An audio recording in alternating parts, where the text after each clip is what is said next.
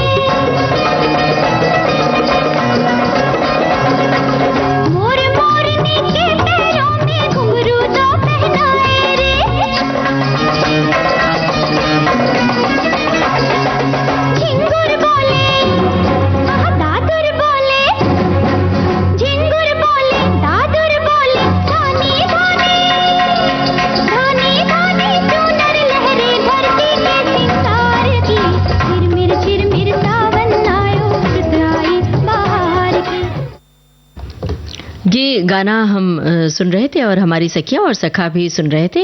मंजरी जी, आज काकोरी घटना की वर्षगांठ है और हमने अपने सखियों सखाओं से कहा कि इस बारे में थोड़ी हम जानकारी देंगे और याद करेंगे। हम अपने घरों में बड़े ही आराम से सुरक्षित जीवन जीते हैं। कभी बीते वर्षों के इतिहास पर अगर नजर डालकर देखें तो हमें पता चलेगा कि हमारा देश जो कभी सोने की चिड़िया कहलाता था, अकूत धन दौलत थी, अनमोल दुर्लभ जवाहरात थे, बहुमूल्य बेशकीमत रत्नों का भंडार था। हमारे देश की ये सब संपदा थी। यहाँ के अनेक ज्ञान के ग्रंथ, चिकित्सा से जुड़े ग्रंथ हो या आविष्कार के रहस्यों के दस्तावेज हों, इन सभी पर बुरी नजर पड़ गई और देश पर बाहरी हुकूमत ने अपना अधिकार जताना शुरू कर दिया, जिस देश गुलामी की जंजीरों में जकड़ता चला गया। और तब ऐसे समय में भारत के वीर सपूतों ने आजादी की अलख अपने दिलों में जला ली और उन्होंने स्वतंत्र भारत की कल्पना करनी शुरू कर दी। और कोई तो पहल करेगा ही आखिर, ममता जी, है ना। और हमारे स्वतंत्रता सेनानियों ने एकजुट होना शुरू कर दिया और ब्रिटिश हुकूमत के खिलाफ आवाज बुलंद करनी शुरू कर दी। और आज हम आजाद देश में चैन की सांस ले रहे हैं, इसके पीछे उन देश के वीरों का ही योगदान है और बलिदान भी है, जिन्हें आज हम याद कर रहे हैं। ये आजादी उतनी आसान नहीं थी। कितने लोगों ने अपनी जान की कुर्बानी दी और शहीद हो गए। इतिहास के सुनहरे पन्नों पर उनका नाम अंकित हो गया और उन महान देशभक्तों और क्रांतिकारियों को हम आज श्रद्धा से याद कर रहे हैं और नमन कर रहे हैं। आज 9 अगस्त का दिन भारत छोड़ो आंदोलन के लिए भी जाना जाता है, याद किया जाता है। और आज एक मुहिम चलाई गई थी, मुहिम की शुरुआत हुई थी। आज 9 अगस्त का दिन काकोरी की वर्षगांठ का भी दिन है, वो घटना जिसकी याद हमें हमेशा रखनी चाहिए। भावी पीढ़ी को भी उस गौरवशाली इतिहास को सुनना और समझना चाहिए। अपने देश प्रेम से बढ़कर कुछ भी नहीं है। बिल्कुल। और भारतीय स्वतंत्रता संग्राम के क्रांतिकारियों द्वारा ब्रिटिश राज्य के विरुद्ध एक योजना को अंजाम दिया गया। हाँ, जिसमें सरकारी खजाना को लूटा जाना था। जब 9 अगस्त सन 1925 में घटी काकोरी की ऐतिहासिक घटना, जो कि ब्रिटिश राज के खिलाफ युद्ध में हथियार खरीदने के लिए सरकारी खजाने को लूटा जाना था, हिंदुस्तान रिपब्लिकन एसोसिएशन के केवल 10 सदस्यों ने इस घटना को अंजाम तक पहुंचाने का बीड़ा उठाया। और इसमें पंडित राम प्रसाद बिस्मिल के घर 8 अगस्त को एक आपात बैठक बुलाई गई थी और योजना बनाई गई, और जिसमें 9 अगस्त सन 1925 को हरदोई शहर के स्टेशन से गाड़ी में चढ़ने की योजना थी। और इसमें क्रांतिकारी पंडित राम प्रसाद बिस्मिल के नेतृत्व में अशफाक उल्ला खां मुरारी शर्मा और सचिंद्र नाथ सान्याल और बनवारी लाल राजेंद्र लाहिड़ी, राजेंद्र नाथ बख्शी और केशव चक्रवर्ती और अया से चंद्रशेखर आजाद और मनमथ नाथ गुप्ता और मुकुंदी लाल भी शामिल थे। और इस तरह से योजना के तहत ही सरकारी खजाना लूट लिया गया था। और इस घटना से अंग्रेजी हुकूमत बहुत बौखला गई थी। उन्हें इसका तनिक भी अंदाजा नहीं था। करीब 40 से भी ज्यादा लोगों को इनकी सरकार के सिपाहियों ने क्रांतिकारियों को गिरफ्तार कर लिया था, लेकिन वे चंद्रशेखर आजाद को पकड़ नहीं सके क्योंकि वे बचकर निकल गए थे। इन सभी को सजा सुनाई गई थी, कारावास में भेज दिया गया था। ब्रिटिश सरकार ने उनके खिलाफ बगावत करने और सरकारी खजाना लूटने, यात्रियों की हत्या करने के मामले में आरोप लगाया, और जिसमें राजेंद्र लाहिड़ी, बिस्मिल, अशफाक उल्ला खां, ठाकुर रोशन सिंह को फांसी की सजा भी सुनाई गई थी और 16 अन्य साथियों को 4 बरस की सजा और काला पानी की सजा सुनाई गई थी। और ममता जी एक संदेश में लिखते हैं कि आज पूरा देश काकोरी घटना की 100वीं वर्षगांठ हर्षोल्लास से मना रहा है। आज के दिन 9 अगस्त 1925 को इस घटना को अंजाम दिया गया था और जिसमें शाहजहांपुर का बहुत बड़ा योगदान था, इन्होंने ऐसा लिखा है। और इस तरह बहुत सारे सभी ने संदेश भेजे जो लगभग हमने बताए हैं, उसी तरह के सभी के संदेश हैं। तो सभी के संदेशों का स्वागत करते हुए हम सोचते हैं कि गीत एक सुन लिया जाए। बिल्कुल।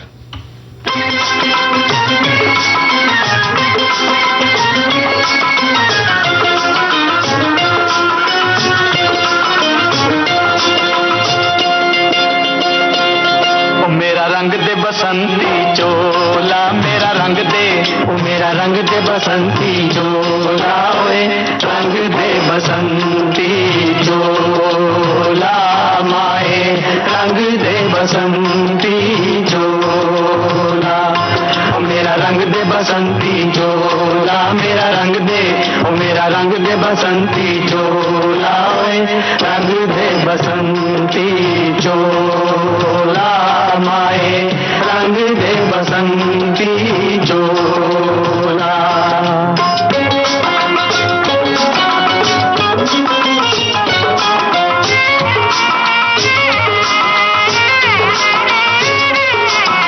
दम निकले इस देश की खातिर बस इतना अरमान है, दम निकले इस देश की खातिर बस इतना अरमान है।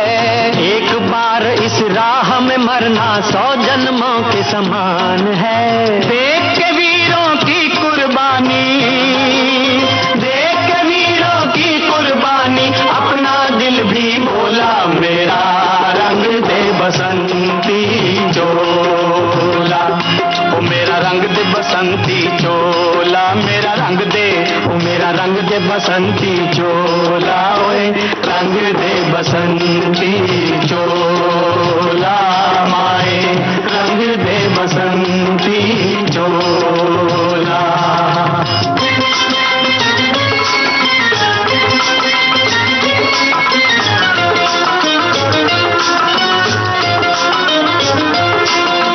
जिस चोले को पहन शिवाजी खेले अपनी जान पे, जिस चोले को पहन शिवाजी खेले अपनी जान पे, जिसे पहन झांसी की रानी मिट गई अपनी आन पे, आज उसी को पहन के निकला, पहन के निकला, आज उसी को पहन के निकला हम मस्तों का टोला, मेरा रंग दे बसंती चोला, ओ मेरा रंग दे बसंती चोला, मेरा रंग दे, ओ मेरा रंग दे बसंती चोला, ओए रंग दे बसंती चोला, माए रंग दे बसंती चोला, ओ मेरा रंग दे बसंती चोला, मेरा रंग दे, ओ मेरा रंग दे बसंती चोला, ओए रंग दे बसंती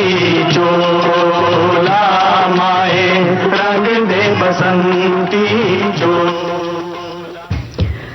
मंजरी जी, ये जो देशभक्ति गीत हमने सखियों और सखाओं को सुनाया, इस बात से एक घटना याद आती है। लखनऊ जेल में काकोरी घटना के सभी क्रांतिकारी कैद थे और उन पर केस चल रहा था। इसी दौरान बसंत पंचमी का त्योहार आ गया था। सभी क्रांतिकारियों ने मिलकर तय किया था कि कल बसंत पंचमी के दिन हम सभी सर पर पीली टोपी और हाथ में पीला रुमाल लेकर कोर्ट चलेंगे। उन्होंने अपने नेता बिस्मिल जी से कहा, पंडित जी कल के लिए कोई फड़कती हुई कविता आप लिख दीजिए, उसे हम सब मिलकर गाएंगे। अगले दिन कविता सभी के लिए गाई जा रही थी। यही कविता, मतलब ये गीत, मेरा रंग दे बसंती चोला हो मेरा रंग दे बसंती चोला, जो हमने अभी सुनवाया। बिल्कुल, बहुत ही प्यारा सा ये गीत था। और जब भी ये गीत सुनते हैं ममता जी तो एकदम जोश से भर जाते हैं और रोंगटे खड़े हो जाते हैं जब भी इस गीत को सुनते हैं। अपनी देश के प्रति जिन्होंने योगदान दिया है, आजादी दिलाई तो है। फिर ऐसे क्रांतिवीरों को हम श्रद्धा सुमन अर्पित करते हैं इस गाने के जरिए, इन बातों के जरिए। और अब एक ब्रेक का समय है, ब्रेक लेते हैं, फिर और बातें करते हैं और गाने सुनवाते हैं।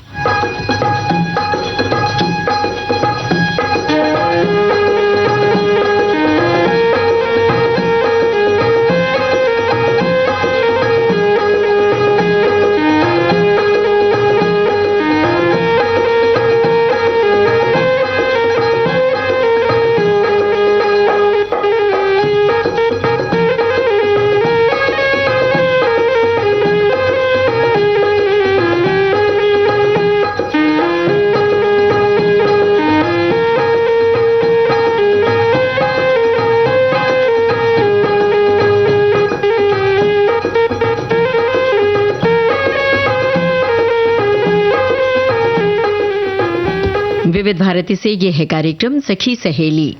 तो ममता जी, आज एक और दिवस है, विश्व आदिवासी दिवस।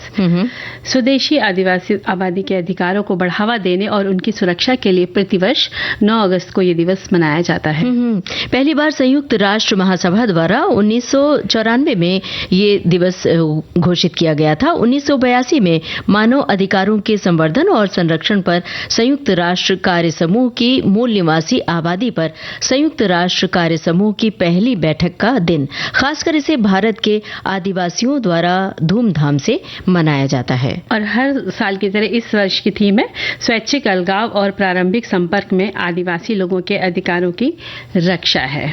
और इसी के साथ हम आगे बढ़ते हैं। तो कुछ संदेश है हमारे पास, तो हम सोचते हैं भाई संदेश जो लिख रहे हैं उनको उन तक पहुंचा ही देते हैं ना। सोचिए, बिल्कुल जी। तो कहते हैं कि आज नागपंचमी है, सुबह से ही नाग नाग देवता का विधिवत पूजन हुआ। हमारे क्षेत्र में ऐसी मान्यता है कि आज किसी के घर में तवे पर रोटी नहीं बनाई जा सकती या तवे पर कोई भी चीज़ नहीं बनाते हैं, और किसी किसी के घर में तो कढ़ाई पर कुछ नहीं बनाते। तो आज सिर्फ बाटियां ही बनती हैं जो सुबह पूजन के बाद हम सबके यहाँ बनी है। क्या बात है, यानी आज बाटियों का आनंद लिया गया है। और एक श्रोता ने ये भी लिखा है कि आज के पावन पर्व पर वाराणसी में नाग कुआं नाम का स्थान है, वहां पर बहुत बड़ा मेला लगता है।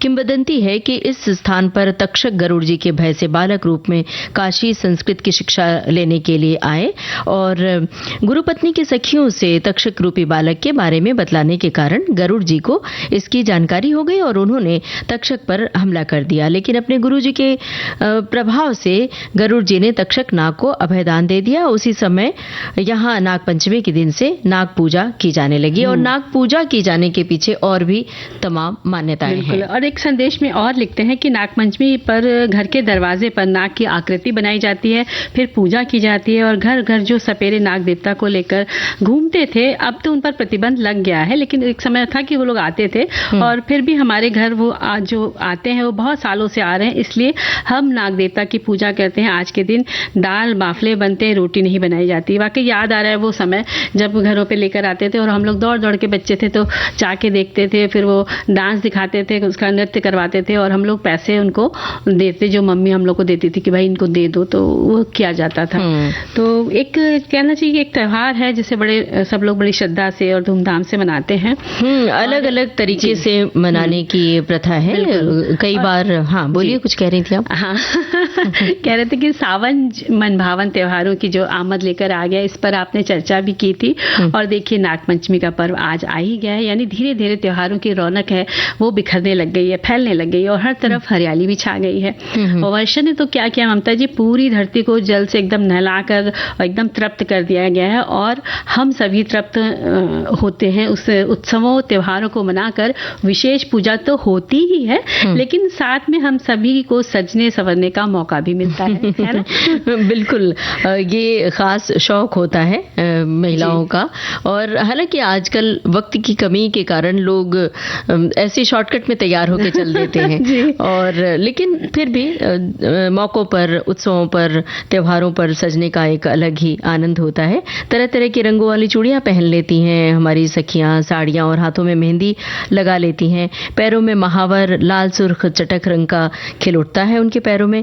बच्चे हो या परिवार के अन्य सदस्य सभी नए नए कपड़े पहनते हैं और आज के दिन तो खास पूजा होती है नाग देवता की। साथ ही घरों की रसोई भी स्वादिष्ट पकवानों से महक उठती है। आज सबके यहाँ जो व्यंजन बनते हैं उसे लोग मिल बांट के आपस में खाते हैं और एक दूसरे को खिलाते भी हैं और साथ में गाना भी सुनते हैं। तो हम सुनवाते हैं एक गीत और फिर कुछ बातें लेकर आते हैं।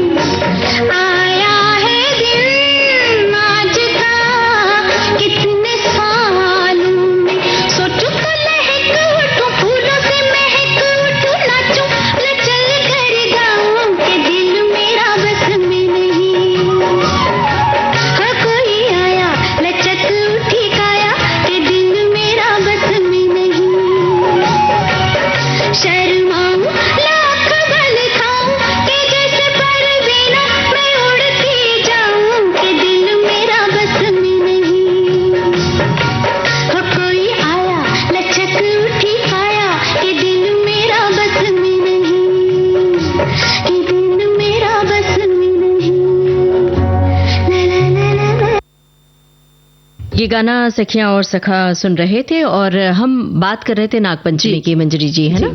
तो जो आज का पर्व मनाया जाता है, इसके पीछे एक पर्यावरण की सुरक्षा की भी भावना है।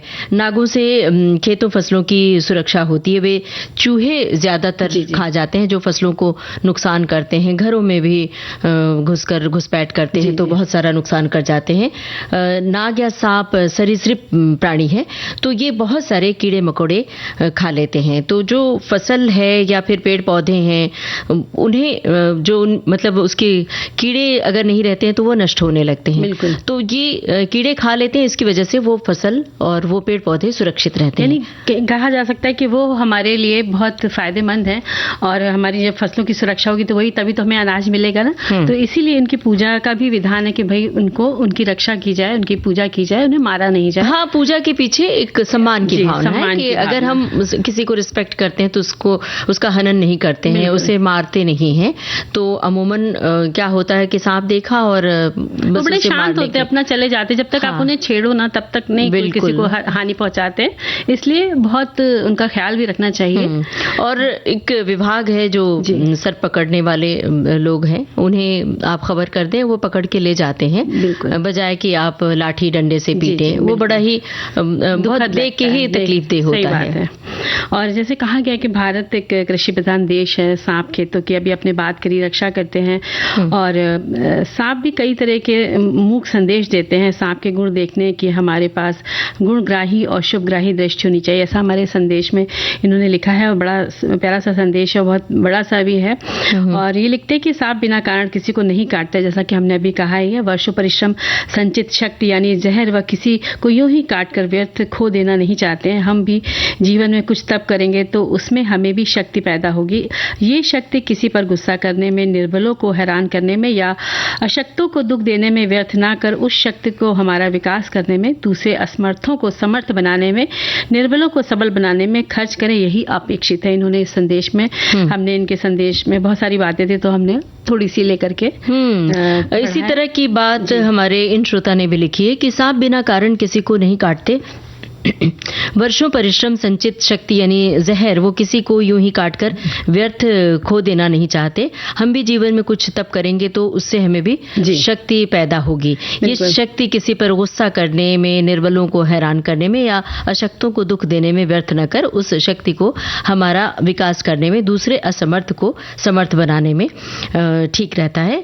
और एक श्रोता ने लिखा है कि आज नागपंचमी के दिन हमारे यहाँ खाने में पूरण के उकड़े हुए दिंड बनाते हैं। आज ज्येष्ठा देवी का आगमन होता है। और एक श्रोता ने लिखा है कि हमारे यहाँ पूरी सब्जी खीर बनती है और चूल्हा नहीं जलाते, गैस या स्टोव पर ही खाना बनाया जाता है और नाग देवता की पूजा। और एक और ने भी तो लिखा है ना ममता जी, देखिए कि दाल बाटी चूरमा बनाया जाता है उनके यहाँ और इस बहुत ही मनभान व्यंजन का नाग देवता को भोग लगाया जाता है, यानी कि जो दाल बाटी चूरमा बनाया जाता है।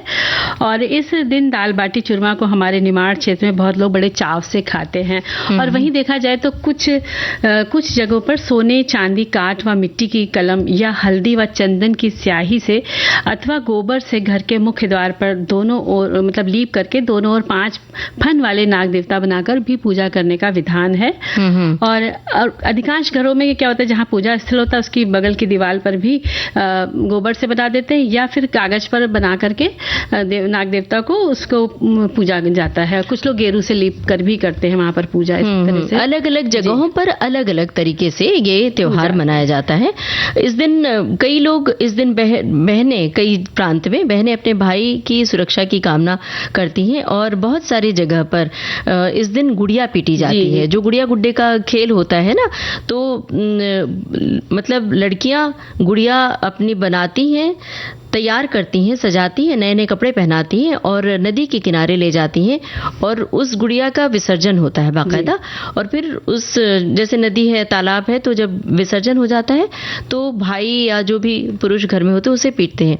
इसके पीछे दरअसल परंपरा क्या है, हमें ऐसा लगता है कि ये एहसास दिलाया जाता है लड़कियों को कि आप बड़ी हो गई हो, अब गुड़िया गुड्डे खेलने की उम्र कम खत्म हो गई है और आप अपने करियर की ओर आगे बढ़ो, पढ़ाई की ओर आगे बढ़ो और अब एक समझदारी वाला काम करो, क्योंकि गुड़िया गुड्डे का खेल खेल तो बचपन में ही खेला जाता है।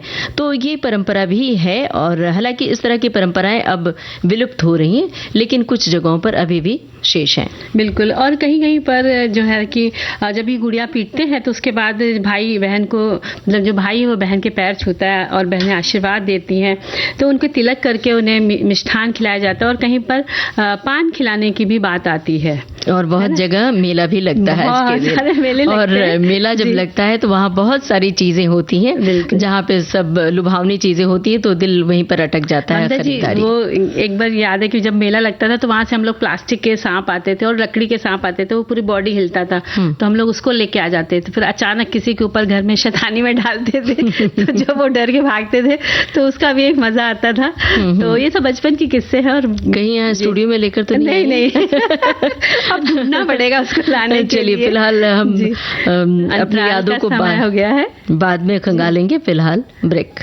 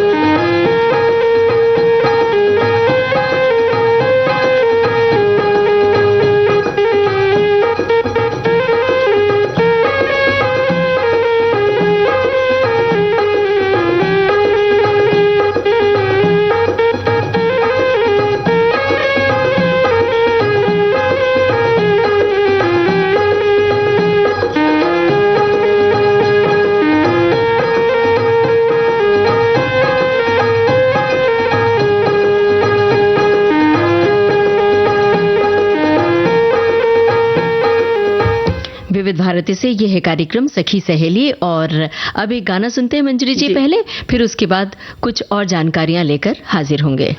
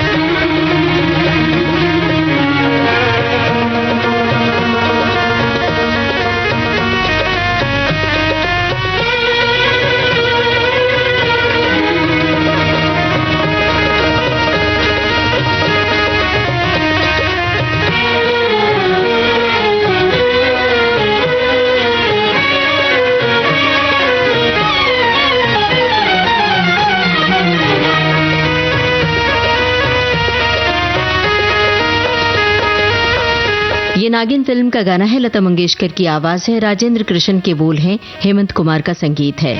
मन डोले मेरा तन डोले मेरे दिल का गया करार रे, कौन बजाए बांसुरिया।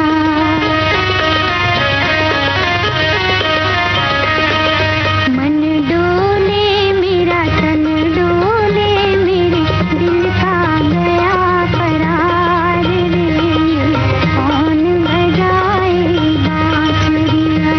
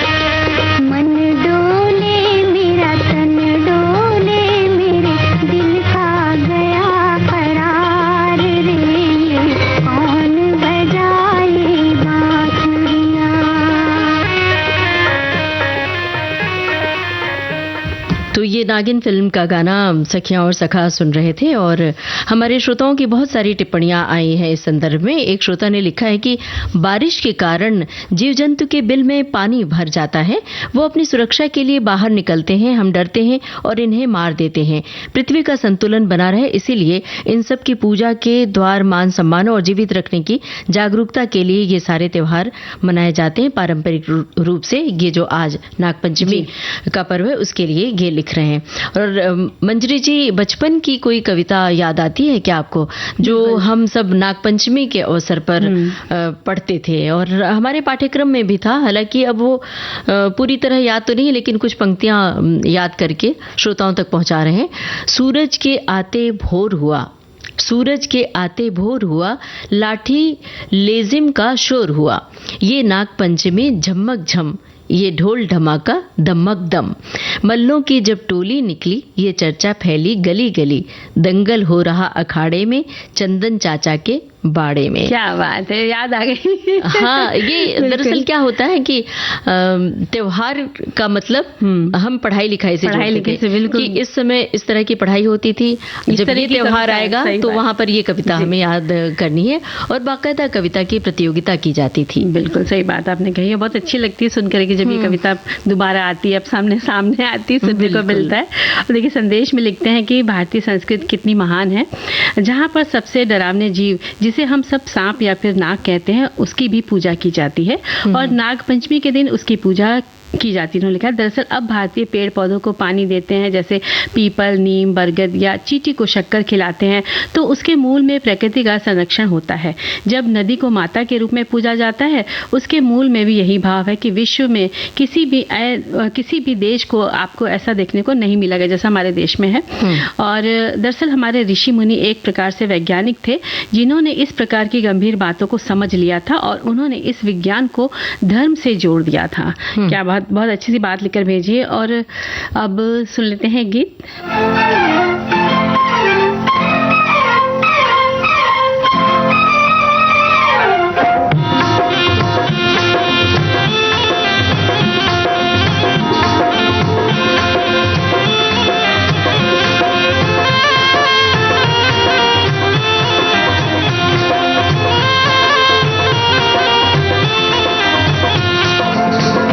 तेरे बिन है जादू मेरा, हो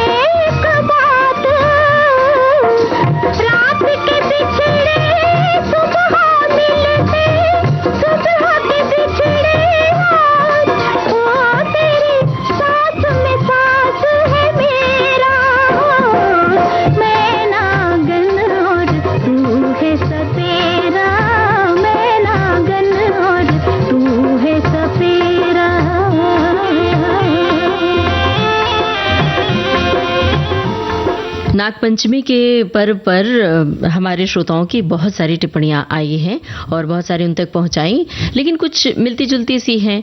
और अभी फिलहाल हम जो आज का चंक है सखी विशेष, उसके बारे में चर्चा करेंगे और उसके बाद जो श्रोताओं के संदेश हैं उन तक हम पहुंचाएंगे। फिलहाल सखी विशेष के अंतर्गत हम आज जानी मानी नृत्यांगना यामिनी कृष्णमूर्ति के बारे में थोड़ी सी जानकारी देना चाहते हैं। जी बिल्कुल।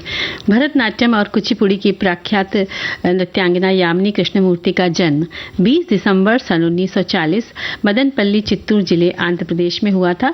जिस वक्त उनका जन्म हुआ था उस समय एक अर्ध चंद्रमा की रात थी, इसीलिए उनके दादाजी ने उनका नाम यामिनी पूर्ण तिलाका रखा था, जिसका अर्थ है रात के भाव पर एक पूर्ण चिन्ह। इनका पालन पोषण चिदम्बरम तमिलनाडु में हुआ। और बता दें कि इनके पिता संस्कृत के विद्वान थे और दादा उर्दू के कवि थे। भरतनाट्यम में उनकी शिक्षा चेन्नई के कला क्षेत्र में बहुत कम उम्र में शुरू हो गई थी। 5 बरस की उम्र रही होगी तब मद्रास के कला क्षेत्र स्कूल ऑफ डांस में भरतनाट्यम नृत्यांगना रुक्मिणी देवी अरुंडेल के मार्गदर्शन में इन्होंने बाकायदा तालीम ली और उसके बाद ये आगे बढ़ने लगी। यामिनी कृष्णमूर्ति जी ने 1957 में नृत्य द्वारा करियर की शुरुआत की। उन्हें तिरुमाला तिरुपति देव स्थानम की आस्थाना नर्तकी निवासी नर्तकी होने का सम्मान प्राप्त था। इसके अलावा उन्हें कुचिपुड़ी नृत्य शैली की मशाल वाहक के रूप में भी जाना जाता था। वे अपने संस्थान यानी यामिनी स्कूल ऑफ डांस नई दिल्ली में जो है वहाँ नृत्य की शिक्षा भी बच्चों को दिया करती थी। और इसके अलावा अपने मद्रास में इन्होंने वेदांत लक्ष्मी नारायण शास्त्री से कुचिपुड़ी नृत्य भी सीखा। कुचिपुड़ी में चिंता कृष्णमूर्ति और पशुमार्थी वेणुगोपाल और कृष्ण शर्मा से इन्होंने बाकायदा शिक्षा ग्रहण की और मतलब नृत्य की बारीकियां भी सीखने का मौका मिला इन्हें। जी। और इसके अलावा कांचीपुरम एल्पा पिल्लई, किट्टप्पा पिल्लई, धन दायुथपानी पिल्लई और मथलापुर गौरी अम्मल जैसे प्रख्यात गुरुओं से भी ज्ञान प्राप्त किया। केलुचरण महापात्रा से उड़ीसी में भी इन्होंने प्रशिक्षण लिया। और जब उनकी किस नृत्य में क्या भूमिका थी, किससे उन्हें प्रशंसा मिली, ये भी जान लेते हैं। जैसे क्षीर सागर मदना में मोहिनी के रूप में, थामा कल्पम में सत्यभामा के रूप में, उषा परिणयम में उषा के रूप में और शशि रेशवा परिजन में शशि रेखा के रूप में। और इस तरह से उन्हें कई नृत्य रूपों में कई भूमिकाएं निभाने के लिए प्रशंसा मिली। और 1977 में संगीत नाटक अकादमी पुरस्कार भी मिला उन्हें। और इसके अलावा श्री वेंकटेश्वर विश्वविद्यालय से डॉक्टरेट की उपाधि प्राप्त हुई थी उन्हें। यामिनी जी को सरकार द्वारा 1968 में पद्मश्री सम्मान से भी सम्मानित किया गया था। 2001 में पद्म भूषण और 2016 में पद्म विभूषण सम्मान से नवाजा गया था। और भरतनाट्यम और कुचिपुड़ी के प्रतिपादक के रूप में इनका अग्रणी स्थान रहा है। और इसके साथ उन्हें कुछ और अन्य पुरस्कार भी मिले। आपने वुमेन ऑफ कुचिपुड़ी पर एक व्याख्यान प्रदर्शन दिया था। यामिनी कृष्णमूर्ति ने ए पैशन फॉर डांस नामक पुस्तक भी लिखी और आपको भारत की गौरवान्वित नर्तकी महान कलाकार के रूप में जाना जाता है। और 3 अगस्त 2024 को वो एक लंबी बीमारी से लंबे समय से जूझ रही थी। उसके बाद 3 अगस्त को उन्होंने इस फानी दुनिया से विदा ले ली।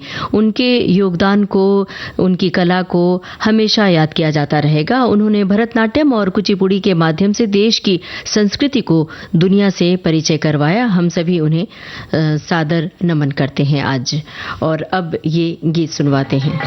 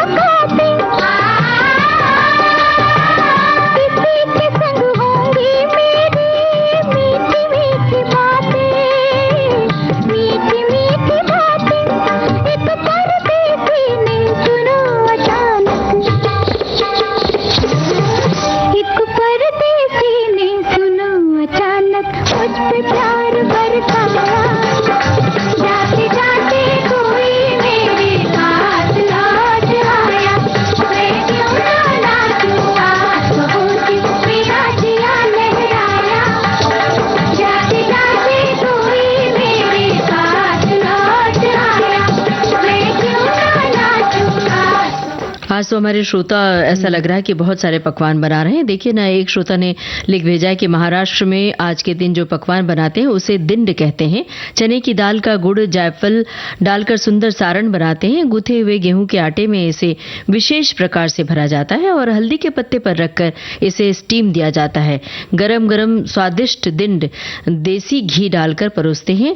डीप फ्राई न किया हुआ ये व्यंजन ऋतु के अनुसार पाचन में सुलभ और सेहत के लिए सही माना जाता है। ये कई श्रोताओं ने लिख भेजा है कि हमारे महाराष्ट्र में आज के दिन पूरन पोली बनती है चने की दाल की। क्या बात है। और पूरन पोली बड़ी स्वादिष्ट लगती है। ममता जी, यहाँ पर एक बात बोलेंगे, हमारे जितने भी श्रोता है ना, सब बढ़िया बढ़िया खा पी के आराम से रेडियो प्रोग्राम सुन रहे हैं और हम लोग बस कल्पना कर रहे हैं कि पता नहीं क्या खाया होगा इन्होंने।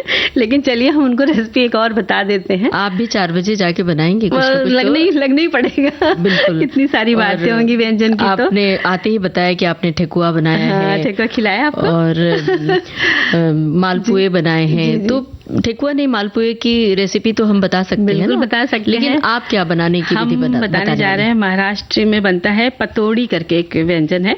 तो इसकी सामग्री है कि इसमें 1.5 चम्मच घी लेना है और 1.5 कप कद्दूकस किया हुआ ताजा नारियल लेना है। 3/4 कप कद्दूकस किया हुआ गुड़ लेना है। 1 टेबलस्पून काजू के टुकड़े, 1 टीस्पून हरी इलायची पाउडर, 4 हल्दी के पत्ते लेने। ये जो गमले में आप हल्दी बोइए और उसके पत्ते निकलते हैं उसकी बात हो रही है। और 8 पतोड़ी बनाने के लिए पत्तों को आधे आधे काट दें और 4 इंच इसका लंबा होना चाहिए। और 1.5 कप करीब चावल का आटा लगेगा इसमें। इसकी विधि है कि एक पैन में आप 1 टीस्पून घी गर्म करें। कद्दूकस किए हुए नारियल को आप अच्छी तरह से चलाते हुए भून लें। इसके बाद उसमें गुड़ डाल दें और गुड़ पिघलने तक उसको आप मिला लीजिए। अब इसमें आप काजू भी डाल दीजिए और इलायची पाउडर डाल दीजिए और इसको लगातार आप इसको मिलाइए और चलाते रहिए। धीमी आंच पर इसको आपको थोड़ी देर तक भूनना है और जब ये ठंडा हो जाएगा तो इसको अलग आप रख लीजिए। एक बाउल में चावल के आटे को छान लें और बचा हुआ घी डालकर मोयन लगा दें और इसके बाद अपनी ज़रूरत के हिसाब से इसमें पानी डाल दें और चिकना गाढ़ा घोल बनाकर आप इसको तैयार कर लीजिए। घोल को क्या करना है कि हल्दी के पत्ते पर आपको फैलाना है, जो चावल के आटे का घोल बनाएंगे, और उस पर नारियल के मिश्रण को रखना है और किनारे को एक तरह से लाते हुए पत्ती को लंबाई में मोड़ देना है। इस तरह से बाकी जो पतोड़ी है वो भी बनाकर तैयार कर लेनी है। और जो स्टीमर में पानी गर्म करें या कढ़ाई में आप पानी गर्म करें, उसके ऊपर एक स्टील का झन्ना रख दें, उसके ऊपर इन तैयार पत्तों को रख दें और ढक दें और करीब 10 मिनट तक आप इसको भाप देना है। और उसके बाद आप इसको निकाल करके गैस से उतार लीजिए, गैस बंद कर दीजिए और पत्तों को फिर आप धीरे धीरे निकाल लीजिए और उसको आप खोल दिए, धीरे से खोलिए उसको और बिस पतोड़ी के ऊपर देसी घी 1 चम्मच और डाल करके बढ़िया सर्व कीजिए, खाइए जी। और इसी तरह एक रेसिपी बता रहे हैं सखियों और सखाओं को, दोनों लोग सभी मतलब आजमा सकते हैं। वैसे तो मालपुए की रेसिपी बताने वाले थे, लेकिन हमें लगता है मालपुए बनाना सभी को आता होगा अमूमन, थोड़ा कम बेसी मात्राओं का हो जाता है। लेकिन फिरनी कैसे बनाएं, बहुत आसान है, बहुत कठिन भी नहीं है। चावल 100 ग्राम ले लें, तकरीबन आधा कप, और दूध 1 लीटर ले लें जिसमें मलाई भी हो, मतलब क्रीम वाला दूध। केसर 20 से 25 रेशे ले लें, पिस्ता 10 से 12 कतरन ले लें और काजू के 20 टुकड़े तकरीबन, और 75 ग्राम के करीब चीनी ले लें और छोटी इलायची पाउडर ले लें, अंदाजे से चाहे तो 1/4 चम्मच या आधा चम्मच। और बनाए कैसे, चावल साफ करके धो लें अच्छी तरह से और आधा घंटा पानी में इसे भिगो दें। पानी निकालकर हल्का मोटा पीस लें, इसे मतलब दरदरा पीस लें। अब किसी बर्तन में दूध उबालें, इसमें चावल डालकर पकाएं। दूध थोड़ा सा गाढ़ा भी कर लें। फिरनी गाढ़ी हो जाए तब चीनी, मेवे, केसर और दूध में भिगोकर रखें और उसे भी डालें। इलायची पाउडर भी उस पर डाल दें। जब अच्छे से दूध गाढ़ा हो जाए, गैस बंद करके उतारकर ठंडा होने के लिए रख दें और परसते समय ऊपर से पिस्ते की कतरन सजाकर सर्व करें। और इसे अगर फ्रिज में डाल दें, अगर आपको ठंडा खाने की चाहना है तो वो और स्वादिष्ट लगता है, लेकिन आपका गला ना खराब हो, इसका भी ख्याल रखें। और फिर नहीं ममता जी, अगर कुल्हड़िया जो होती है, कुल्हड़ होती है छोटी वाली, उसमें अगर रखते हैं, फ्रिज में रखें ना, तो उसका बहुत स्वाद आता है कि सुंदर सुंदर मिट्टी की खुशबू भी आती है और फिरनी का स्वाद तो बढ़ जाता है। लेकिन अब एक स्वाद गीतों से हो जाए। बिल्कुल।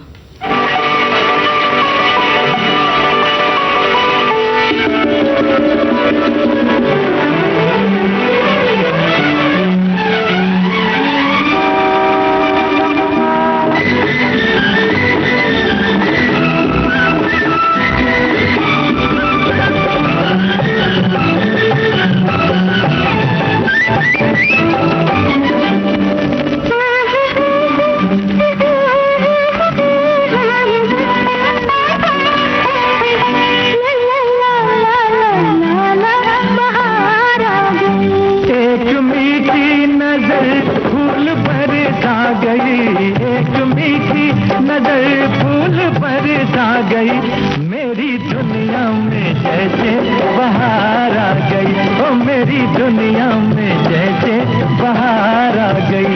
जाने क्या सोच कर आँख शर्मा गई, जाने क्या सोच कर आँख शर्मा गई, मेरी दुनिया में जैसे बाहर आ गई, ओ मेरी दुनिया में जैसे बाहर आ गई।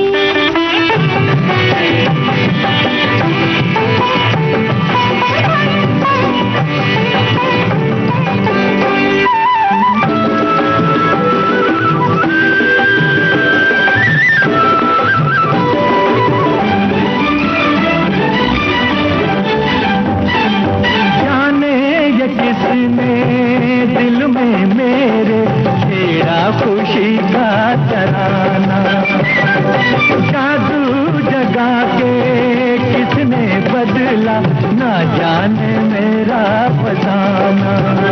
मारा रे ऐसा दिखा तेरे नजर, हारा रे मैं तो अपना दिलो जिगर, बन गया मैं किसी का निशाना।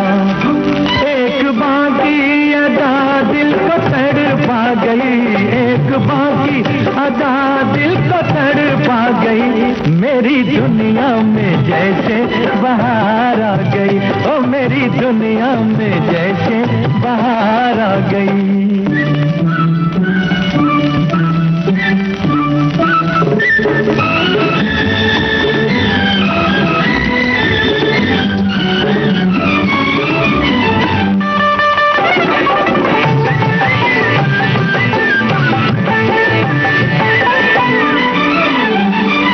प्यार मैंने पाया जीवन में कोई आया, मैं तो लेने लगी अंगड़ाइयाँ, हो अंग अंग डोले मैं गाऊं होले होले, मेरी सांसों में बाजे शहनाइयाँ। लागे रे दिया मेरा होके मगन, लागे रे जैसे कोई डरे लगन, कोई जाने न दिल की गहराइयाँ। इस तरह जिंदगी में खुशी छा गई, इस तरह जिंदगी में खुशी छा गई, मेरी दुनिया में जैसे बाहर आ गई, ओ मेरी दुनिया में जैसे बाहर आ गई।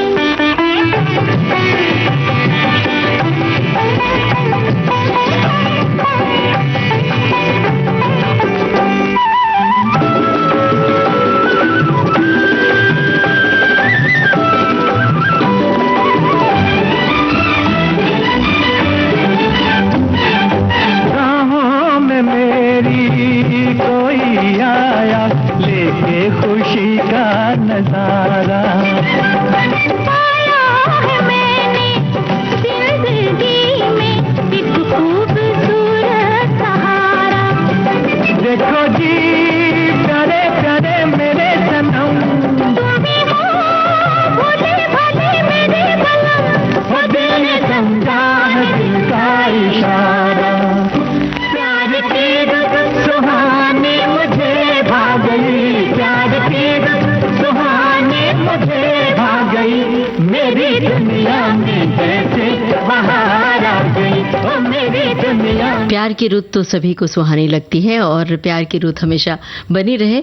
मंजरी जी घड़ी की ओर देखिए, बिल्कुल वक्त नहीं है कि कुछ बोले बतियाएं या फिर गाना सुनवाएं, तो लेते हैं सखियों से इजाजत। आप सभी को ममता सिंह और मंजरी वर्मा का नमस्कार।